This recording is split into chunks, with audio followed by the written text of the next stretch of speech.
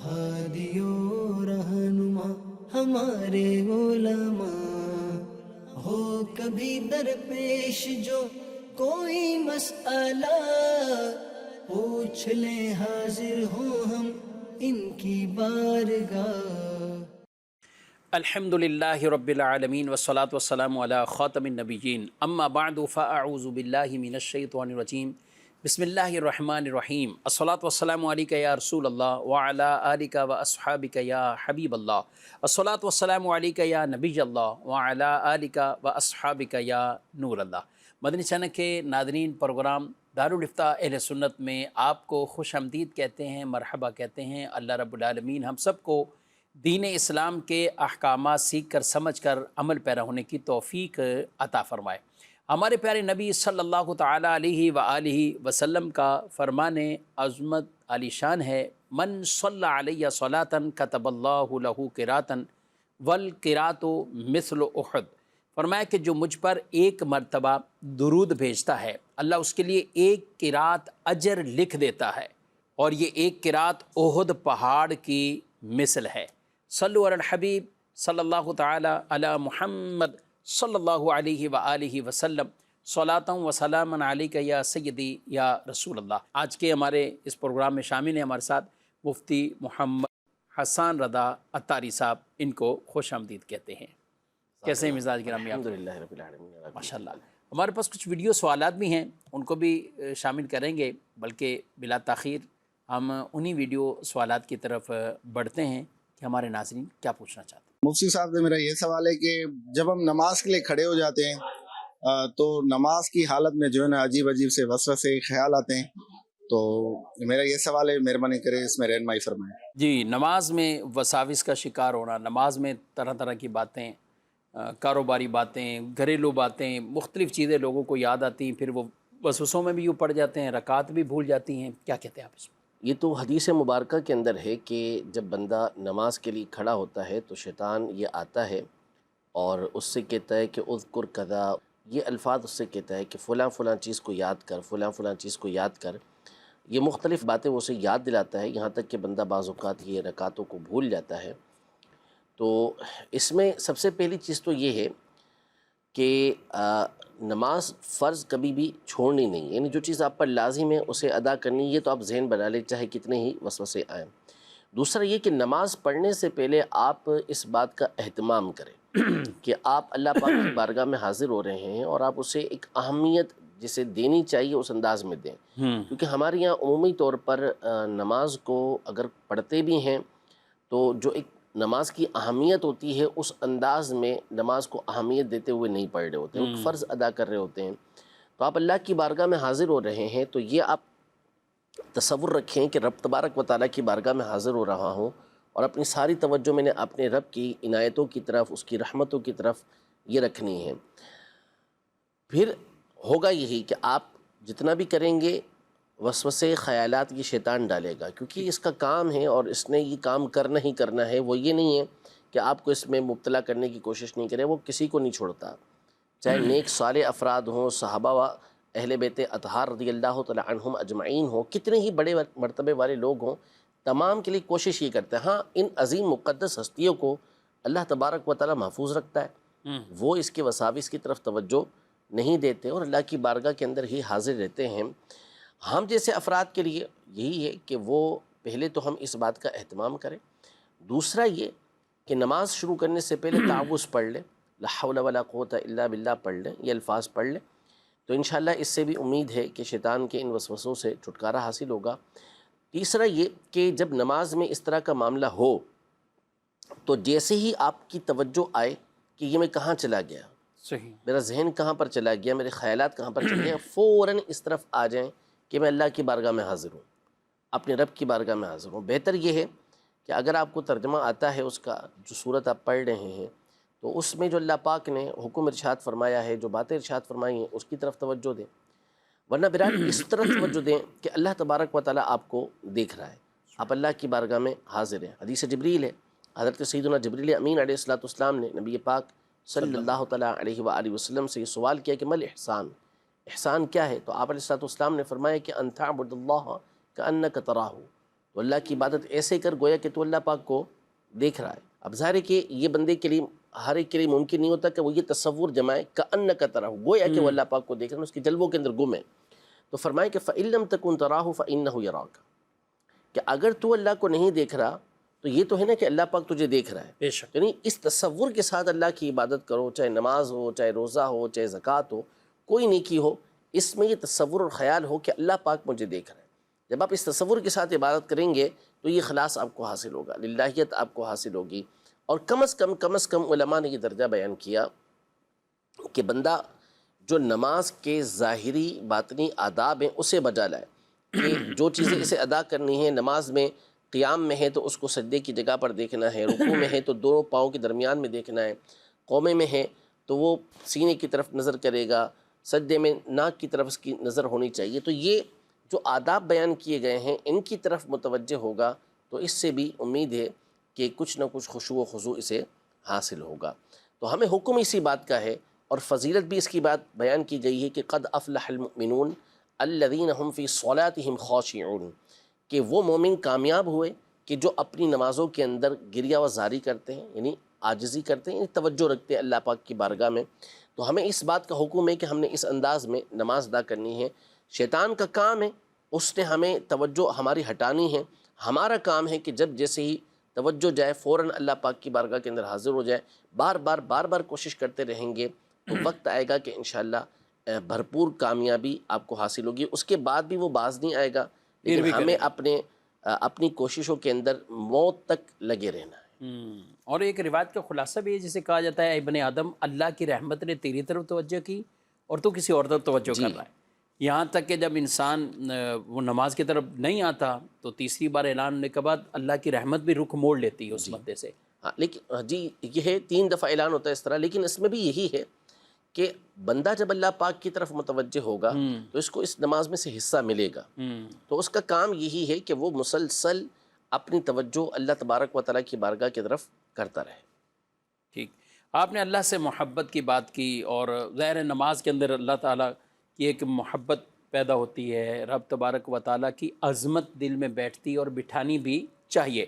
ایک بڑی خوبصورت کتاب ہے میرے پاس، اور یہ کتاب ہے شیخ الحدیث و تفسیر مفتی محمد قاسم عطاری دامت برکاتہم العالیہ، استاد محترم کی یہ کتاب ہے رب کی عظمت، دلوں میں اللہ تعالیٰ کی محبت اور عظمت بٹھانے کے لیے، اور ایک مسلمان کا اللہ رب العالمین سے جو ایک ربط ہے، تعلق ہے، رب تعالیٰ کی جو عنایتیں ہیں، رحمتیں ہیں، نعمتیں ہیں، تو کس کس انداز سے وہ اللہ تعالیٰ کو یاد بھی کرتا رہے۔ مفتی صاحب کیا فرماتے ہیں اس کتاب کے حوالے سے بھی، اور اس کتاب کے اندر ماشاءاللہ بکثرت آیات مبارکہ ہے، کوئی ایک موضوع بھی لیتے ہیں تو کسی پر میں ابھی پڑھ رہا تھا 40 آیتیں مبارکہ، 70 آیتیں مبارکہ، 20 آیتیں مبارکہ، یعنی رب تعالیٰ کی تسبیح کی بات کریں، حمد کی بات کریں، نعمتوں کے شکرانے پر بات کریں، تو آیات ہی آیات ہیں۔ تو ان کو پڑھ کر کیا کہتے ہیں، اور کتاب کی اہمیت کے حوالے سے بھی کچھ باتیں۔ قرآن مجید فرقان حمید میں اللہ پاک نے ارشاد فرمایا وما خلقت الجن والانس الا لیعبدون، کہ میں نے جن اور انسان اسی لیے پیدا کیے کہ وہ میری عبادت کریں۔ اس آیت کی ایک تفسیر یہ کی گئی، لیعبدون کا معنی کیا گیا کہ لیعرفون، کہ وہ مجھے پہچانیں، میری معرفت حاصل کریں، میری پہچان حاصل کریں۔ اور اللہ تبارک و تعالیٰ کی پہچان کا جو سب سے بڑا ذریعہ ہے وہ خود اللہ پاک کا کلام، اللہ پاک کا قرآن ہے۔ تو اس میں جیسے ابتدا میں ہی پڑھیں گے، جو پڑھنے والے ہیں، جو اس کے قاری ہوں گے، تو وہ دیکھیں گے کہ اللہ تبارک و تعالیٰ کی معرفت، اللہ پاک کی پہچان کے لیے مختلف مقدمات باندھے گئے ہیں، اور مختلف اس کے اندر انداز میں گفتگو یہ کی گئی ہے کہ اللہ پاک کی عظمت دل کے اندر پیدا ہو، جو مقصد اصلی ہے اللہ پاک کی معرفت وہ بندے کے دل کے اندر پیدا ہو، اللہ پاک کی جو نعمتیں ہیں اس کی قدر بندے کے دل کے اندر پیدا ہو، بندہ اللہ تبارک و تعالیٰ کی رحمت کی طرف متوجہ ہو، اللہ تبارک و تعالیٰ کی جو عنایتیں اس پر ہوئی ہیں اس کا جو تقاضا ہے کہ بندہ اللہ پاک سے محبت کرے، یہ باتیں اس میں بیان کی گئی ہیں۔ اب ان تمام باتوں کو حاصل کرنے کے لیے قرآن مجید فرقان حمید کا پورا مطالعہ، ظاہر ہے کہ یہ کرنا چاہیے، لیکن وہ مختلف انداز میں قرآن مجید فرقان حمید کی آیات ہیں، کسی میں احکام بیان کیے گئے ہیں، نماز کے، روزے کے، زکوٰۃ کے، طہارت کے، مختلف قسم کے احکام ہیں، کسی میں پچھلی امتوں کے واقعات بیان کیے گئے، وہاں بھی ان چیزوں میں بھی اللہ پاک کی عظمت، اللہ پاک کی رحمت اور ان چیزوں کا تذکرہ ہے، لیکن بکثرت ایسی آیات ہیں کہ جس میں اللہ جل شانہ کی عظمت کو بھی بیان کیا گیا ہے، اللہ تبارک و تعالیٰ کی بندوں سے محبت کو بھی بیان کیا گیا ہے، اللہ تبارک و تعالی بندوں پر کس قدر انعامات فرماتا ہے اسے بھی بیان کیا گیا ہے۔ پھر اس کے علاوہ اللہ تبارک و تعالی بندوں پر اتنے انعام فرماتا ہے تو بندوں کو اس کے بدلے میں کرنا کیا چاہیے، اگرچہ کہ وہ کچھ کر نہیں سکتے، جو کریں گے وہ بھی اللہ پاک کی رحمت ہی ہوگی، لیکن کرنا کیا چاہیے وہ بھی قرآن کے اندر موجود ہے۔ تو ان تمام آیات کو خوبصورت انداز کے اندر ایک جگہ پر یہ جمع کر دیا گیا ہے، یعنی اس کو آپ یوں سمجھیں کہ اللہ تبارک و تعالی یہ منعم حقیقی ہے، وہی انعام فرماتا ہے، اور ہمہ وقت اس کی نعمتیں بندے پر ہو رہی ہیں۔ وَإِن تَعُدُّوا نِعْمَةَ اللَّهِ لَا تُحْصُوهَا، کہ اگر تم اللہ کی نعمتوں کو شمار کرنے جاؤ گے تو اس کی نعمتوں کو شمار کر نہیں سکتے، اسے گن نہیں سکتے۔ یہ تمام چیزیں ہو گئیں، انعامات والی بات ہو گئیں۔ پھر اس کے بعد اللہ تبارک و تعالی بندوں سے محبت فرماتا ہے، اس کا تذکرہ ہو گیا۔ پھر تیسری چیز جو عظمت والی بات ہے وہ یہ ہے کہ بندہ یہ تصور کرے کہ رب تبارک و تعالیٰ کی ذات یہ سب سے برتر ہے، احکم الحاکمین ہے، اور اللہ تبارک و تعالیٰ ہر چیز کے اوپر قادر ہے۔ ٹھیک ہے، بندہ یہ تصور کرے کہ اللہ تبارک و تعالیٰ کی انعام کی جو آیتیں اس میں ذکر کی گئی ہیں، نعمتیں جو اس پر ذکر کی گئی ہیں، اس کا تصور کرے، اور ساتھ یہ تصور کرے پہلے اس سے کہ وہ رب قدیر جو ہر چیز پر قادر ہے، یعنی میں اس کا بندہ ہوں، میں اس کی مخلوق ہوں، وہ میرا خالق ہے، وہ میرا معبود ہے، وہ میرا رازق ہے، وہ میرا مالک ہے۔ یہ تمام تصورات بندہ اپنے ذہن کے اندر لے کر آئے، اور پھر یہ سوچے کہ اللہ تبارک و تعالیٰ کی ذات جو سب سے عظیم ہے وہ مجھ سے محبت کرتی ہے۔ یعنی اگر ایک عام شخص ہو، دنیاوی کو شخص ہو جس کو اللہ نے منصب مقام عطا کیا ہے، وہ اگر ہم سے محبت کرتا ہے اور ہماری تعریفیں کرتا ہے، ہم سے اظہار محبت کرتا ہے، ہم پر انعامات کرتا ہے، تو ہمارا دل اس کی طرف کھنچتا ہے۔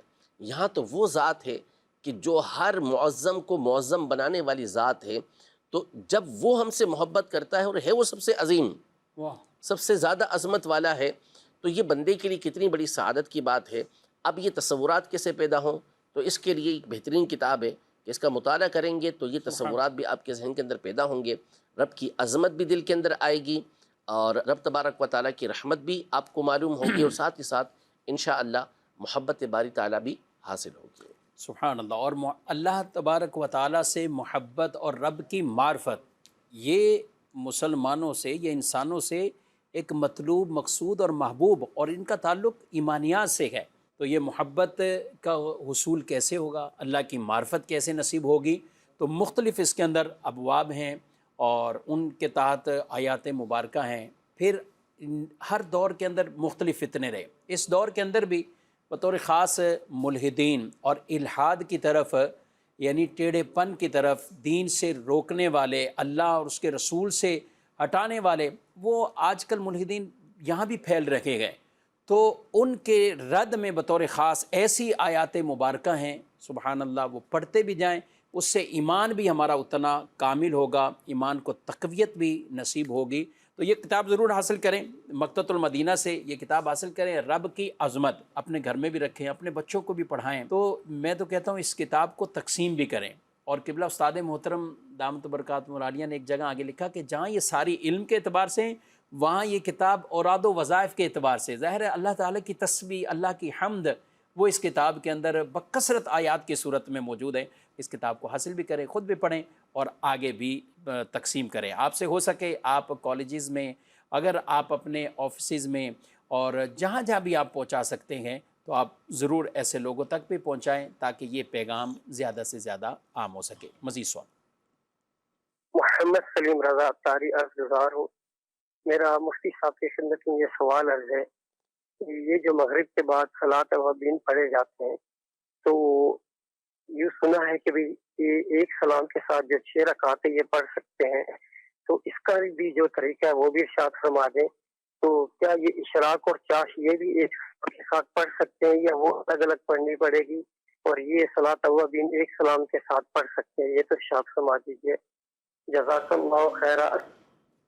صلاۃ الاوابین، اب یہ انہوں نے کہا کہ ایک سلام اشراق و چاشت وہ بھی کیا ایک سلام کے ساتھ پڑھیں گے، اور یہ بھی ایک سلام کے ساتھ ہی ضروری ہے یا مختلف سلاموں سے پڑھنا چاہیے؟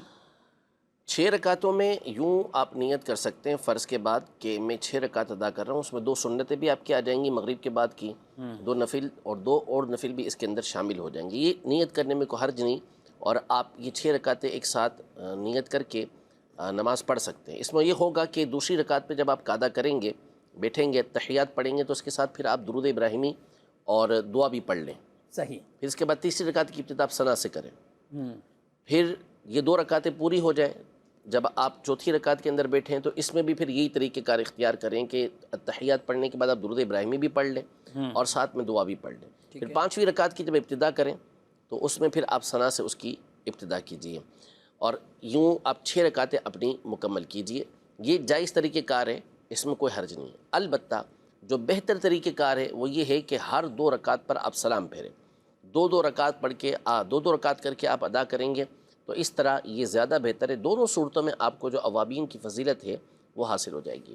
اسی طرح جو اشراق و چاش کی نماز ہے وہ بھی آپ چاہیں تو 2 یہ دونوں رکعتیں ساتھ ملا کے پڑھ سکتے ہیں، لیکن جو افضل طریقہ کار ہے وہ یہی ہے کہ جب جو چاش کی نماز اشراق کی نماز ہوتی ہے، اس کا بہتر وقت یہ ہوتا ہے کہ جیسے ہی سورج طلوع ہو اس کے 20 منٹ کے بعد آپ 2 رکعت نفل ادا کر لیں۔ یہ اعلیٰ ہے، اولا افضل طریقہ کار ہے۔ پھر اس کے بعد جب سورج کے اندر گرمی آ جائے، یعنی کچھ دن نکل آئے، تو پھر اس وقت میں آپ چاش کی نماز ادا کیجیے، یعنی دونوں کے درمیان فاصلہ رکھیں۔ اس کی وجہ یہ ہے کہ اس سے آپ اللہ تبارک و تعالیٰ کی جو یاد ہے اس سے غافل نہیں ہوں گے۔ یعنی ایک ساتھ آپ نے 4 رکعتیں پڑھ لیں، اب سارا ٹائم آپ کا یہ نماز کے بغیر عام طور پر نکلے گا۔ لیکن اگر آپ اس چیز کی عادت بنائیں گے تو یہ ہوگا کہ فجر کی نماز پڑھنے کے بعد جب اشراق کا وقت ہوا تو اس وقت آپ نے 2 رکعتیں ادا کیں، پھر جب چاش کا یعنی جو مستحب وقت ہوا اس میں آپ نے 2 رکعتیں ادا کیں، تو یوں وقفے وقفے سے اللہ پاک کی بارگاہ میں نماز کے ذریعے یہ حاضری ہوتی رہے گی۔ یہ بہتر طریقہ کار ہے۔ البتہ اگر کوئی ایک ہی وقت کے اندر اشراق و چاش کی 4 رکعتیں ادا کر لیتا ہے 2 کی نیت کے ساتھ، تو اس میں کوئی حرج نہیں، ادا ہو جائیں گے۔ ماشاء اللہ۔ سوال یہ ہے کہ صاحب کہ انڈے کے بیرونی حصے میں بعض اوقات نجاست لگی ہوتی ہے، تو اس کو کیا پاک کیسے کریں گے؟ رگڑ کر، دھو کر، یا ویسے ہی ابال لیا جائے؟ نہیں، ابالنے کی تو اجازت نہیں ہے۔ اس طرح اس کو اگر تو آپ اس کو عام طور پہ تو جذب نہیں ہوتی، یہ جو انڈے کا کھول ہوتا ہے یہ وہ نہیں ہوتا کہ جو جذب کریں، تو اس کو تو کپڑے سے، گیلے کپڑے سے بھی صاف کریں گے تو نجاست صاف تو ہو ہی جائے گی۔ اور اپنی دل کی تسلی کے لیے جو بہتر طریقہ کار ہے ہمارے یہاں عام طور پہ رائج ہے وہ یہ ہوتا ہے کہ ایسی چیزیں جو ہوتی ہیں اس کو دھویا جاتا ہے، دھو کے پاک کر لیں، اس میں کوئی حرج نہیں ہے۔ ابالیں نہ، آپ اس کو پہلے پاک کر لیں، اس کے بعد پھر آپ اس کو ابالیں۔ ٹھیک ہے۔ اچھا، ابالنے کے لیے اس کو دھونا وغیرہ یہ، لیکن ویسے ہی استعمال کرنا ہے، کسی چیز میں ڈالنا ہے، کوئی اور چیز ہاں ظاہر ہے کہ اس میں کوئی حرج نہیں ہے۔ یعنی اگر کوئی انڈا، کسی انڈے کی جو کھول کے اوپر جو ہے یہ لگی ہوئی ہے، نجاست لگی ہوئی، اور اس نے توڑا اور اندر کوئی ناپاکی نہیں ہے تو ٹھیک ہے، اس میں تو کوئی حرج نہیں ہے، کوئی حرج نہیں ہے۔ لیکن وہ طبیعت کا ایک تقاضا ہوتا ہے کہ اس طرح مزہ نہیں آتا بعض، اور ہے کتنی اس اعتبار سے ہی فرق پڑے گا، اور یہ کس طرف ہیں۔ تو اگر نارمل انڈا صاف ستھرا نکل آتا ہے اور نکالنا ممکن ہے تو پھر وہی کیا جائے۔ پھر اسی طرح دعا کی قبولیت کے اوقات کون کون سے ہوتے ہیں، اس پہ بھی ارشاد فرمائیں۔ قرآن مجید فرقان حمید میں اللہ جل شانہ نے یہ ارشاد فرمایا کہ اجیب دعوت الداعی اذا دعان فلیستجیبوا لی، کہ جب بھی دعا کرنے والا مجھ سے دعا کرتا ہے میں اس کی دعا کو قبول کرتا ہوں۔ تو دعا کرنے والوں کو چاہیے کہ وہ مجھ سے دعا کریں۔ اور ارشاد فرمایا وقال ربکم ادعونی استجب لکم، تمہارا رب فرماتا ہے کہ مجھ سے مانگو میں تمہاری دعا کو قبول کروں گا۔ تو یہ تمام آیات اور اسی طرح احادیث طیبہ میں بھی نبی پاک صلی اللہ تعالیٰ علیہ وسلم نے دعا کی ترغیب دلائی ہے۔ یہ تمام اوقات کے لیے ہے کہ جب اللہ پاک سے دعا کی جائے گی اللہ پاک دعا کو قبول فرمائے گا، جبکہ دعا صحیح طریقے سے مانگی جائے اور پھر یہ کہ دعا کی قبولیت کا معنی یہ سمجھا جائے کہ یہ نہ سمجھا جائے کہ جو رزلٹ ہے وہ آپ کے سامنے نہیں آیا تو یہ دعا قبول نہیں ہوئی، ایسا نہیں، بلکہ دعا کا کبھی رزلٹ سامنے آتا ہے، کبھی اللہ تبارک و تعالیٰ اس کے ذریعے مصیبت کو دور کر دیتا ہے، اور کبھی آخرت کے لیے اس کا ذخیرہ یہ جمع کر لیا جاتا ہے، یہ دعا کی قبولیت کا معنی بنتا ہے۔ لیکن کچھ اوقات ہیں، کچھ وقت ہیں کہ اس میں اللہ پاک کی بارگاہ میں دعا مانگی جائے تو جلدی قبول ہوتی ہے۔ جیسے مثال کے طور پر جمعہ کے دن ایک گھڑی حدیث پاک میں فرمایا کہ ایسی ہے کہ اس وقت میں اگر اللہ پاک کی بارگاہ میں بندہ دعا کرتا ہے تو وہ قبول ہی قبول ہوتی ہے۔ تو اس کے بارے میں پھر جو صحیح اور سب سے زیادہ مضبوط قول ہے وہ یہ ہے کہ عصر کے آخری وقت کے اندر جو دعا مانگتا ہے تو اللہ تبارک و تعالیٰ اس دعا کو قبول فرماتا ہے۔ اسی طرح دین کے مقابلے میں، عام دنوں میں دین کے مقابلے میں اگر کوئی رات کے وقت اللہ پاک کی بارگاہ میں دعا مانگتا ہے، بالخصوص آخری جو وقت ہوتا ہے اس میں اللہ پاک کی بارگاہ میں دعا مانگتا ہے تو اس کی دعا قبول ہوتی ہے، کہ اس میں باقاعدہ اللہ پاک کی طرف سے اعلان ہوتا ہے کہ ہے کوئی مانگنے والا کہ اس کو دیا جائے، ہے کوئی مغفرت طلب کرنے والا کہ میں اس کی مغفرت کروں، ہے کوئی دعا کرنے والا کہ میں اس کی دعا کو قبول کروں۔ یوں اسی طرح بندہ جو ہے نماز پڑھے تو نماز پڑھنے کے بعد پھر اس بات کا حکم ہے کہ دعا مانگے تو اس وقت دعا قبول ہوتی ہے۔ یوں ہی مقامات بھی ایسے ہیں کہ ہر مقام پہ اللہ پاک دعا قبول فرماتا ہے، لیکن جہاں اللہ پاک کی خاص رحمتیں نازل ہوتی ہوں، مسجد ہے، کعبہ ہے، نبی پاک صلی اللہ علیہ وسلم کا روضہ انور ہے، اللہ کے نیک بندوں کا مقام ہے، تو ان مقامات پر اگر دعا کی جائے تو اللہ پاک دعا کو قبول فرماتا ہے۔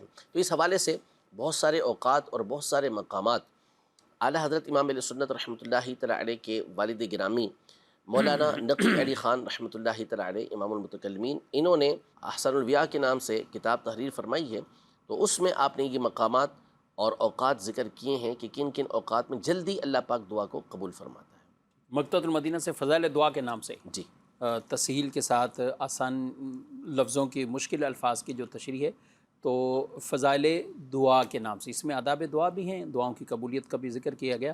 مفتی صاحب بطور خاص بات کریں، فرض نمازوں کے بعد یہ دعا کی قبولیت کا ایک اہم ترین وقت نہیں؟ بالکل ایسا ہے، نبی پاک صلی اللہ علیہ وسلم خود بھی دعا مانگا کرتے تھے، اور خاص طور پہ جو مشہور حدیث پاک ہے سیدنا معاذ بن جبل رضی اللہ تعالیٰ عنہ سے نبی پاک صلی اللہ علیہ وسلم نے فرمایا کہ واللہ انی لاحبک یا معاذ، اے معاذ اللہ کی قسم میں تم سے محبت کرتا ہوں، تم کسی بھی نماز کے بعد یہ کہنا مت چھوڑنا اللہم اعنی علی ذکرک و شکرک و حسن عبادتک۔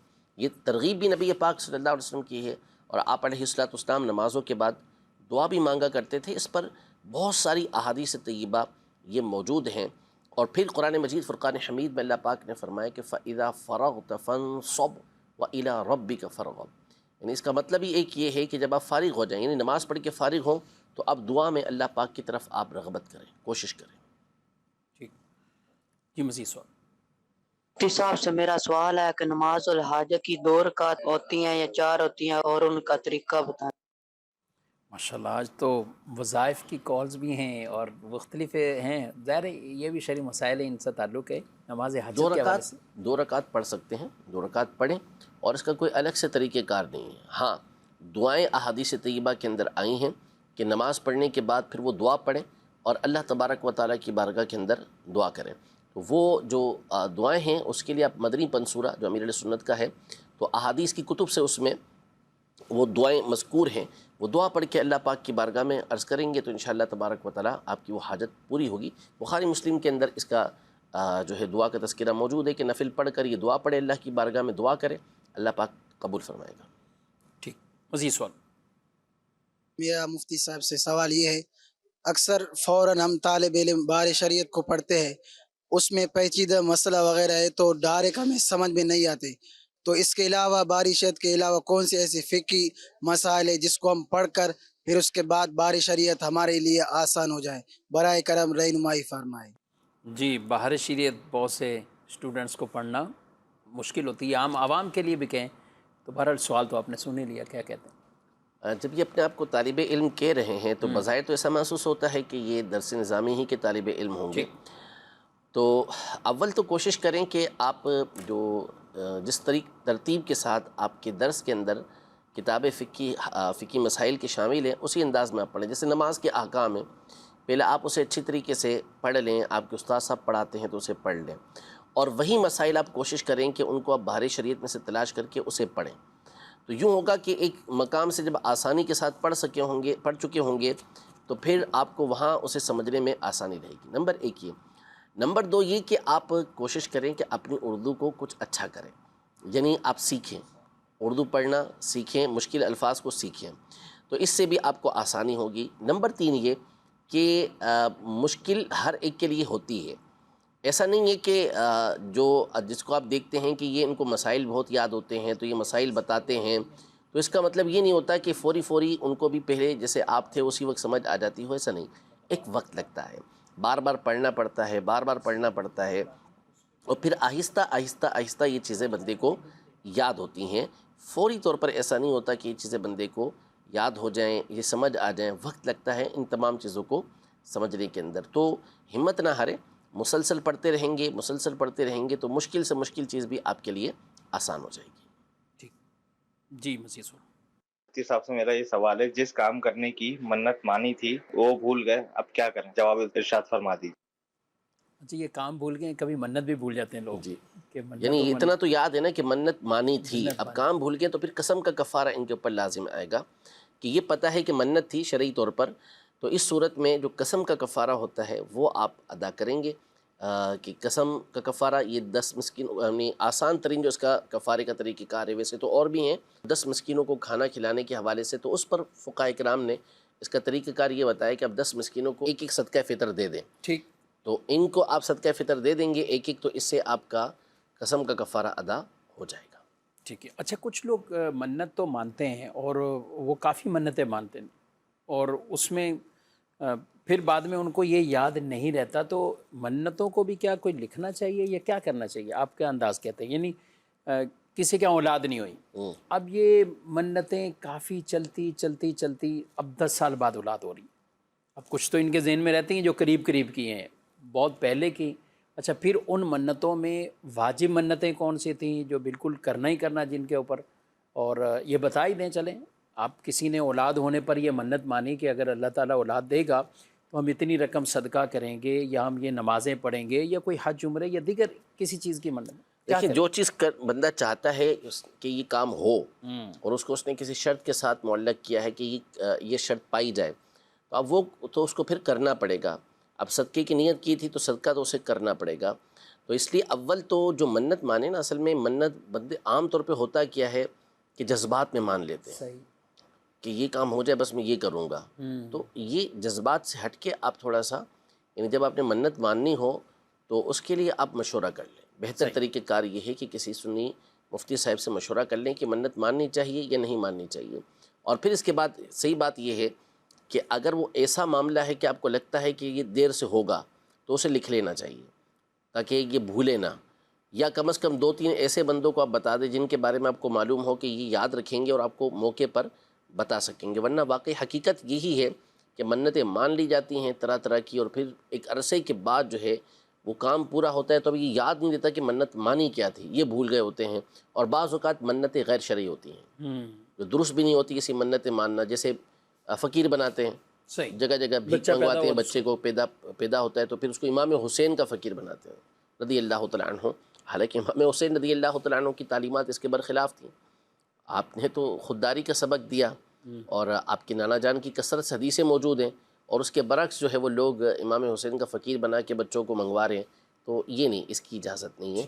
یعنی ویسے ہم انہی کے فقیر ہیں، منگتے ہیں جی انہی سے، لیکن یہ اس نام پہ فقیر بنا کے گلیوں میں آپ یہ کہنا یہ مانگنا درست نہیں ہے. یعنی یہ جو کرتے ہیں امام حسین کا فقیر اس طرح بناتے ہیں کہ پیدا ہوا بچہ تو پتہ نہیں کتنے سالوں تک وہ گھروں میں جا کے کھانا مانگتا ہے، یعنی خاص ایام کے اندر. تو یہ طریقہ کار ٹھیک نہیں ہے، منت بھی ٹھیک نہیں ہے اور اس کو پورا بھی نہیں کیا جائے گا. امام حسین رضی اللہ تعالیٰ عنہ کے ایصال ثواب کے لیے کوئی منت ہو تو ایک الگ بات ہو جاتی ہے، اور اسی طرح سے ان کی تعلیمات پر اصل عمل ہونا چاہیے کہ وہ خودداری کا سبق دینے کے لیے آئے. ان کے نانا جان کی کثرت سے حدیثیں جو ہے یہ اس طرح مانگنے کی مذمت کے اوپر موجود ہیں.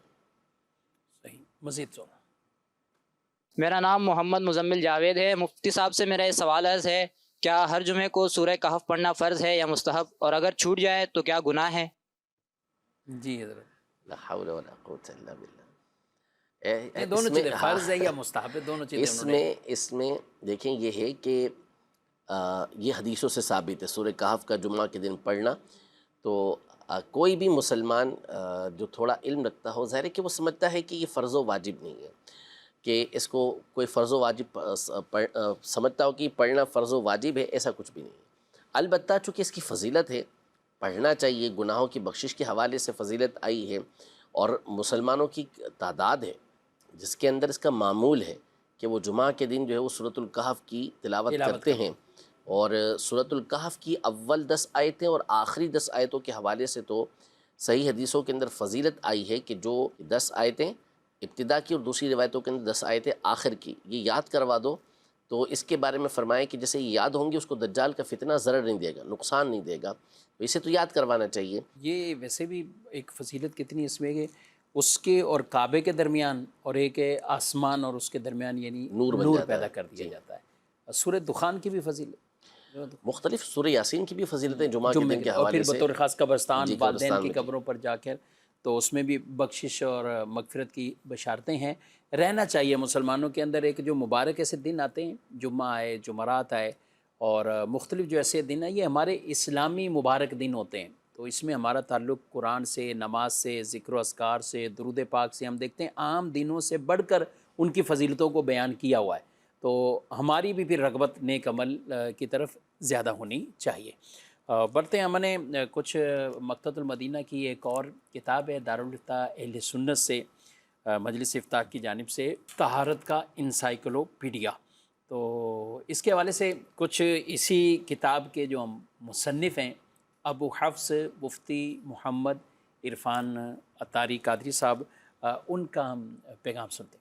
ہادیو رہنما ہمارے علماء، ہو کبھی درپیش جو کوئی مسئلہ پوچھ لیں حاضر ہوں ہم. الحمدللہ رب العالمین والصلاة والسلام علی سید الانبیاء والمرسلین. الحمدللہ مکتبۃ المدینہ کی طرف سے دارالفتہ اہل سنت کی پیشکش بہت ہی عظیم الشان کتاب مسائل طہارت کا انسائکلوپیڈیا منظر عام پر آ چکا ہے. یہ کتاب طہارت کے جدید اور قدیم کثیر مسائل پر مشتمل ہے. اس کے علاوہ جو جدید مسائل ہیں ان مسائل کے اندر مثال کے طور پر واٹر پروف میک اپ لگا ہو، نیل پالش لگی ہو تو وضو کیسے کیا جائے، مسکارا لگا ہو تو وضو کیسے کیا جائے، پھر وضو کی حالت میں اگر ڈائلسس کروائے گئے تو وضو کا کیا حکم ہے، خون ٹیسٹ کروایا گیا تو وضو کا کیا حکم ہے، انجیکشن لگوایا گیا تو وضو کا کیا حکم ہے. اس کے علاوہ کتاب کے اندر یہ کوشش کی گئی کہ مسائل کو اصول و ضوابط اور حصر اور قوانین کے انداز میں بیان کیا جائے کہ ان کا ضابطے کے طور پر یاد رکھنا بھی آسان ہو. اس کتاب کے اندر وضو، غسل، تیمم، کپڑے اور بدن کے پاک اور ناپاک ہونے والی صورتیں اور ان کو پاک کرنے کا طریقہ، پانی کے ناپاک ہونے کی صورتیں، ان کو پاک کرنے کا طریقہ، کنویں، حوض اور ٹینکی کے پانی کا بیان، عورتوں کے مخصوص مسائل کا بیان اور استنجے کا بیان. اس کے ساتھ ساتھ جہاں یہ کتاب عام عوام کے لیے مفید ہے، علماء، ائمہ اور مفتیان اکرام کے لیے بھی مفید ہے، اور اس کے ساتھ ساتھ جن باتوں میں اختلاف تھا ان کا اختلافی ذکر کر کے پھر جو ترجیح والی چیزیں ہیں ان کا بیان امام اہل سنت رحمۃ اللہ تعالی علیہ نے جو بیان فرمایا اس کو بڑے آسان انداز میں اس کتاب کے اندر بیان کیا گیا ہے. انشاءاللہ تبارک و تعالی یہ کتاب سب کے لیے مفید ہے. اللہ تبارک و تعالی سے دعا ہے کہ اللہ تبارک و تعالی کتاب پڑھنے اور اس پر عمل کرنے کی توفیق عطا فرمائے. ماشاءاللہ. یہ کتاب مفتی حسان صاحب 816 صفحات کی یہ کتاب ہے، اور ایک ضخیم کتاب ہے، ایک اچھی کوشش کاوش ہے. قبلہ امیر اہل سنت دامت برکاتہم العالیہ نے بھی مدنی مذاکرے میں اعلان بھی فرمایا، خوشی کا اظہار بھی فرمایا، اور تقسیم کرنے کا ذہن بھی دیا، خود بھی لینے کا، بلکہ فرمایا تھا ہر اسلامی بھائی اسلامی بہن یعنی گھر کے اندر ہونی چاہیے. آپ کیا فرماتے ہیں اس میں؟ طہارت ظاہر ہے کہ ایک بنیادی فرض ہے. نماز کی جو شرط ہے وہ طہارت ہے. تو اور طہارت کی بہت ساری صورتیں وہ ہوتی ہیں کہ جس کی طرف توجہ نہیں ہوتی، اور جدید مسائل بالخصوص بہت سے لوگ اختیار کرتے ہیں، وہ کام کر رہے ہوتے ہیں، لیکن اب اس کے ذریعے سے طہارت حاصل ہوتی ہے یا نہیں ہوتی اس کی طرف توجہ نہیں جاتی. تو یہ ایک یوں کہہ لیں کہ ایک تحفہ ہے، ایک نعمت ہے کہ جو دارالفتہ اہل سنت کی طرف سے یہ دی گئی ہے، تو اسے سبھی کو چاہیے کہ اسے حاصل کریں اور اسے پڑھیں. جو آپ کو سمجھ آتا ہے یہ اللہ پاک کا اس پہ شکر ادا کریں، اور جو نہ سمجھ آئے تو اس حوالے سے جو اہل علم ہو ان کی طرف آپ رجوع کریں اور ان سے اسے سیکھنے کی، سمجھنے کی آپ کوشش کریں. تو طہارت ٹھیک ہوگی تو اس صورت میں آپ کی نماز ٹھیک ہوگی. طہارت ہی نہیں صحیح ہوگی آپ کی تو پھر اس صورت میں آپ کی نماز کس طریقے سے صحیح ہوگی. یعنی طہارت بڑی وسعت ہے، تبھی آپ دیکھیں ناظرین کرام کہ 816 صفحات پر مشتمل یہ ایک، یعنی آپ اس میں دیکھیں ایک ضخیم کتاب ہے 816 صفحات پر مشتمل. تو طہارت کے اندر کئی چیزیں ہیں، صرف ایک وضو کرنا یا فتاوی رضویہ غسل شریف شریف کی، صرف یہی تو فتاوی نہیں؟ رضویہ شریف کی پہلی 4 جلدیں ہیں طہارت پر، طہارت پر. اللہ. طہارت کے مسائل پر ہی مشتمل ہے نا. تو یہ تو بہت سارے اس کے اندر مسائل ہوتے ہیں. تو انہوں نے جو اختیار کیا، جیسا کہ تفصیل سے انہوں نے بیان کیا ہے کہ جدید و قدیم تمام مسائل، یعنی تمام تو نہیں آ سکتے ظاہر سی بات ہے، یعنی ایک بہت بڑی تعداد کے اندر انہوں نے ایک جگہ پر اسے جمع کر دیا، اور وہ مسائل کے جو عام طور پر درپیش ہوں. تو چونکہ ایک دارالفتہ کی فیلڈ کے اندر عام طور پہ ہوتا یہی ہے کہ اس چیز کا تجربہ ہوتا ہے کہ کیا مسائل پیش آ رہے ہیں لوگوں کو، لوگ سوالات کیا سوالات کر رہے ہیں. تو اس کو پیش نظر رکھ کر یہ جب لکھی جاتی ہے اس طرح کی کتاب، تو ان چیزوں کو خاص طور پر پیش نظر رکھا جاتا ہے. ٹھیک ہے. تو یہ مکتبۃ المدینہ سے آپ حاصل کریں، اور گھر بیٹھے بھی آپ اس کتاب کو منگوا سکتے ہیں، اپنی لائبریری میں رکھیں، علماء کرام کو پیش کریں مدارس کے اندر، اور بالخصوص دینی طور پر جو ہمارے طلباء کرام ہیں ان کو بھی ضرور اس کتاب کو حاصل کرنا چاہیے. اور جو وہ فقہ کی کتابوں کے اندر جو ابواب پڑھ رہے ہیں تو ساتھ اس کا مطالعہ کریں گے تو انہیں لطف بھی آئے گا، اور مزید مسائل کا استحضار بھی رہے گا، اور اچھی طرح مسائل سمجھ میں بھی آئیں گے. اسی طرح ہماری بہنیں، بیٹیاں، بچیاں جو جامعۃ المدینہ میں تعلیم حاصل کر رہی ہیں تو انہیں بھی چاہیے کہ وہ اس کتاب کو حاصل کریں اور اس کا مطالعہ بھی کریں. مکتبۃ المدینہ سے اس کتاب کو یہ حاصل کریں. بڑی خوبصورت ایک کوشش کاوش ہے، اور حسان صاحب اس کے صفحات دے کر اور اس کی ٹائٹل اور یہ سب چیزیں دیکھ کر دل بھی خوش ہوا. ماشاءاللہ بہت پیاری کتاب، اور بہت اچھے انداز سے اسے چھاپا گیا ہے. اللہ تبارک و تعالی ہر ایک کو جزائے خیر عطا فرمائے، لکھنے والے، اس کتاب کے اندر تعاون کرنے والے، اور اس کتاب کے تمام مراحل کو لے کر پھر آج یہ ہمارے ہاتھوں میں موجود ہیں. اللہ کریم ہر ایک کی کوشش کاوش کو قبول و منظور فرمائے. جی مزید کچھ ایک سوال ہی تقریباً لیں گے، پھر پروگرام کا وقت اپنے اختتام کو. جی سوال. محمد سلیم الرضا طاری عرض گزار ہوں. ماشاءاللہ ابھی مفتی آپ نے جو منت کے حوالے سے ارشاد فرمایا، کافی ساری آپ نے علمی گفتگو بھی فرمائی ہے. میں یہ عرض کرنا چاہوں گا کہ اکثر لوگوں کو دیکھا جاتا ہے وہ اولاد کے حوالے سے، کاروبار کے حوالے سے، یا کسی بھی چیز کے حوالے سے ایسی منتیں مان لیتے ہیں کہ جو کہ مالی طور پر ان کی یعنی حیثیت میں نہیں ہوتی ہے. تو اس طرح کرنا چاہتا کہ جو کام ہے اس کے حوالے سے وہ منت مان لینا، جیسے کہ اللہ کی راہ میں کوئی جانور قربان کروں گا، کوئی صدقہ ایسا کروں گا، یعنی مالی طور پر بھی زیادہ مان لیتے ہیں، جبکہ ان کے پاس وہ حیثیت نہیں ہوتی اور پتہ بھی ہوتا ہے کہ ہم یہ پورا نہیں کر سکیں گے. تو اس طریقے سے یہ منت ماننا یہ کیا تھا، اس معاملے میں بھی ارشاد فرما دیجیے. جی صحیح ہے. صرف یہی نہیں ہے کہ مالی اعتبار سے ہو، بعض اوقات روزوں کی منت مان لیتے، نوافل کی منت مان لیتے، ہزار نفل پڑھیں گے، اور وہ بھی روزانہ پڑھیں گے، 100 نفل وہ بھی روزانہ، پھر اس طرح اتنے روزے رکھیں گے، پھر آزمائش کے اندر آ جاتے ہیں. تو صحیح بات کی انہوں نے بالکل کہ نہ مالی وسعت اتنی ہے، نہ طاقت اتنی ہوتی ہے، پھر اس کے بعد پریشان ہو کے رابطہ کرتے ہیں، اور پھر وہ بعض اوقات ہمارے پاس کوئی حل بھی نہیں ہوتا اس کا. سیدھی بات یہ ہے. صحیح بات ہے. تو اس لیے میں نے شروع میں یہ عرض کیا کہ منت جذبات میں نہ مانا کرے، منت کے حوالے سے پہلے مشاورت کر لیا کریں، پوچھ لیا کریں کہ بھئی یہ ایسی منت، ایک تو شرن ماننا بھی درست، اور پھر اس کے بعد آپ اسے پوری بھی کر سکیں اور اسے یاد بھی رکھ سکیں. تو یہ سارے معاملات کے لیے مشورہ کر لیں گے تو عافیت کے اندر رہیں گے. ورنہ واقعی ایسا ہی ہوتا ہے کہ بکثرت ایسے سوالات ہمارے پاس آتے ہیں کہ منت بھول جاتے ہیں. منت مانی بھی ہوتی ہے، اور ایسی منت مانی بھی ہوتی ہے کہ اب اس کو پورا کرنا بھی ضروری ہے، اور ان کی اب کنڈیشن بھی ایسی نہیں کہ اسے پورا کر سکیں، تو پھر دیگر کفارے وغیرہ کے مسائل کھڑے ہو جاتے ہیں. پروگرام کا وقت اپنے اختتام کو پہنچا ہے، تو مدنی چینل دیکھتے رہیں اور شرعی دینی مسائل بھی سیکھتے رہیں. اللہ تعالی ہم سب کو علم نافع عطا فرمائے. آمین بجاہ. ہادی و رہنما ہمارے علماء، ہو کبھی درپیش جو کوئی مسئلہ، پوچھ لیں حاضر ہوں ہم ان کی بارگاہ